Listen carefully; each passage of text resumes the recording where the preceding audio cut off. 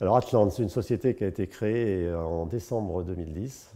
Il est constitué de plusieurs partenaires, des constructeurs d'abord, qui bien sûr sont intéressés par ce genre de projet puisqu'il y a des travaux à réaliser. Donc c'est le groupe Colas, le groupe NGE et le groupe SPIE-Batignolles. Un exploitant, puisqu'on est sur une concession autoroutière, il y a effectivement de l'exploitation à réaliser, donc l'exploitant qui est une filiale du groupe Egis, et puis deux investisseurs financiers, des fonds d'investissement qui s'appellent EMI1 et DIF, l'un hollandais et l'autre plutôt anglais. Voilà. Le projet d'aménagement de l'A63, il a pour objectif de donner à cette infrastructure, qui est une liaison importante entre la péninsule ibérique et l'Europe, c'est de lui donner des caractéristiques qui correspondent au trafic d'aujourd'hui. Donc on a un trafic poids lourd très élevé, c'est de l'ordre de 35%, et l'infrastructure telle qu'elle était largement sous-dimensionnée, que ce soit en capacité et également en niveau de normes, par rapport aux normes aussi bien sécurité que normes environnementales. Donc le projet, il est là. Donc sa spécificité, c'est effectivement que l'on aménage un existant, ce n'est pas la création ex nihilo d'une nouvelle autoroute. Donc on part d'un existant que l'on va modifier, améliorer et mettre aux normes d'aujourd'hui. Et c'est bien sûr l'autre particularité, c'est que tous les travaux vont se réaliser sous circulation et sous une circulation intense de poids lourds.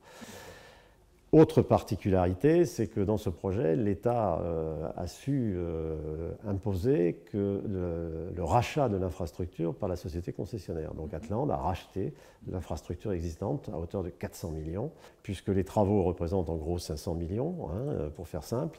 Le rachat à 400 millions.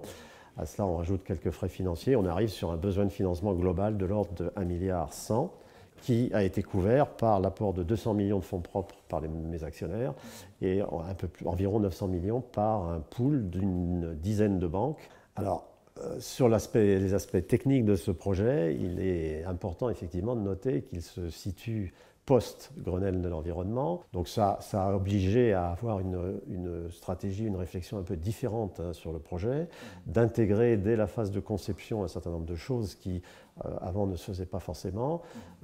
Les grands sujets étant bien évidemment la protection de la ressource en eau et puis tout ce qui est lié à la protection de la nature au sens large, faune, flore. Et sur ces sujets-là, je dois dire aussi quand même qu'on a travaillé très à fond ces sujets-là et que ça nous a permis d'obtenir les autorisations ad hoc dans des délais extrêmement courts, que ce soit le dossier loi sur l'eau, que ce soit les dossiers CNPN. Autre particularité du contrat, c'est qu'avec le rachat de l'infrastructure, il était convenu également que nous reprenions les personnels de l'État qui avaient en charge l'entretien et l'exploitation de cette infrastructure. Il y avait 34 agents de l'État qui œuvraient sur la RN10. Sur les 34, 30 nous ont rejoints sous deux formes, soit en mise à disposition, c'est-à-dire qu'ils restent, ils sont salariés chez nous, soit en détachement, et à ce moment-là, ils restent fonctionnaires et ils ont la possibilité, sous 5 ans, de changer de statut. Je suis tout à fait confiant sur la capacité qu'a notre groupement constructeur à nous livrer l'ouvrage en temps et en heure. Je pense qu'il nous le donnera même en avance.